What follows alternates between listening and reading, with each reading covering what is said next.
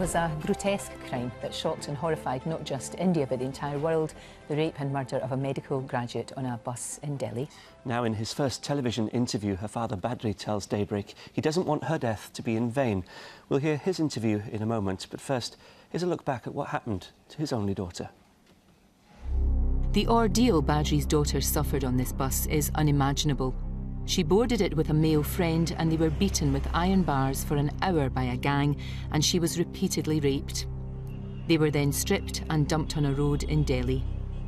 Badri's daughter was transferred to Singapore for specialist treatment, but 13 days after the attack, she died from her injuries. The attack sparked outrage and thousands took to the streets across India, demanding stricter laws and police reforms for crimes against women. The protests made headlines around the world. Throughout India, there are calls for change in anti-rape laws and the treatment of women. There were protests on the streets of the capital, angry students and citizens demanding an end to the rape nightmare in Delhi. 5 men and a 17-year-old have been charged with abduction, gang rape and murder. If convicted, they could face the death penalty. Well, in just a moment, we'll be going live to Delhi to get the very latest from ITV News Bureau Chief Sanjay Jha. But first, let's hear what Badri Singh had to say about his daughter. When she was born, my aunties and uncles always used to carry her around. Those were really lovely days. Right from the start, her ambition was to be a doctor. Her main aim was that our family wouldn't have to suffer anymore. She wanted to put the difficult life behind us, wipe out our poverty. She also wanted to make sure I didn't have to keep working hard late in life. When we went to Singapore, she was not conscious, but she had tears in her eyes. Then I realized she was in a really bad state. I couldn't think what to do at that time.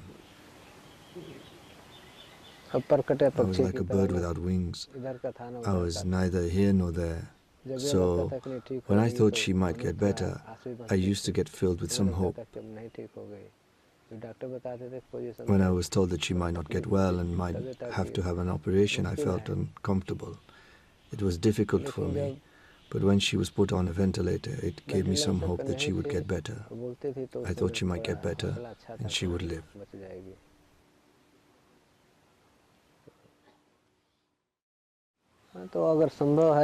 If possible, it would be nice to have some sort of law in her name. If a hospital or something nice can be named after her too, at least something good could have come out of all of this. Or it's just all pointless.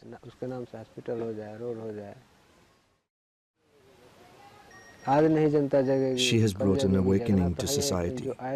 Society cannot any longer turn a blind eye to these sorts of incidences which are happening every day. We have to change ourselves. If there is no change, then these horrible things won't stop. The public has to wake up now.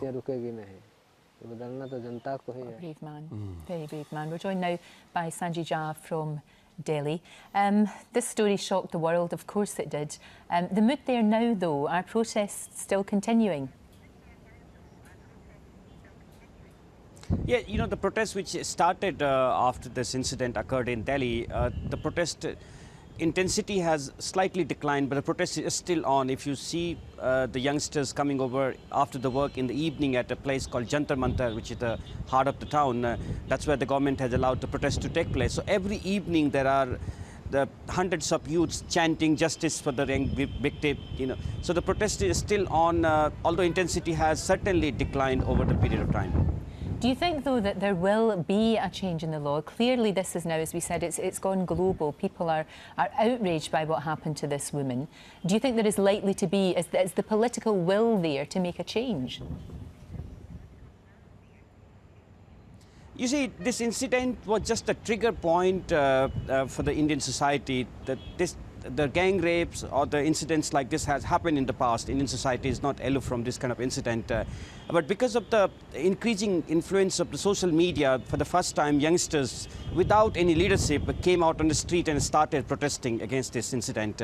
And now there is a real debate going on in Indian society about the role of the woman, crime against the woman. And there is a likelihood there will be a very stringent rule in the coming session of the Parliament. Thank you very much indeed for joining us from Delhi this morning. Thank you. Yeah, we're joined now by EastEnders actress Nina Wadia, who works with abused women in the UK and India. Mr. Singh, incredibly brave to speak out. Hugely brave, and actually it is possibly the most important thing that he's done by actually waking up society and saying, look, this happens. And this is from the father saying, this happens. The one thing he wants is his daughter's death not to have been in vain. He wants a law to be passed, perhaps in her name, to say, stop this. Because this has been happening for years and years and years. And the reason that these atrocities have been happening is because they go unnoticed. But now the global media is on them. Now there's nowhere to hide. The government and the police have to do something. They have to do something about it, and thank God. What was your reaction when you heard what had happened? I didn't sleep for 3 nights. I found it, I'm so sorry, I found it really upset. There's women, there's men, you know, friends of ours, just you hear a story like this and you can't help but feel so upset about it. You know, especially if you know, every girl she's a sister, she's a mother, she's a daughter, you know, and if you have kids of your own, you just kind of go, it makes you so angry and upset. Yeah, it can't be allowed to continue, and as you said, it has gone global now. Yeah. You know, people are saying this is completely unacceptable, and it can't. Do you think there is the will, though, to change? Absolutely. I mean, the protests, I hope the protests continue, I hope the campaigns continue. It depends on the weight of these campaigns and how long they can maintain them for. But what's lovely is that the younger generation, men and women, I've got to stress that there are decent men out there too. Well, exactly. You know, I learned to respect both men and women through my father and my mother. You know, they said that everyone has to be equal, and I hope, if nothing else, this makes people wake up and say, women aren't second-class citizens, we are equal to men, and we should have the same respect that men get. Yeah, so that change, you think will I think it will happen. I think it will happen. I think, like I said, there's nowhere to hide now. Now it's been exposed, and not just nationally, it's globally. They will have to make a change.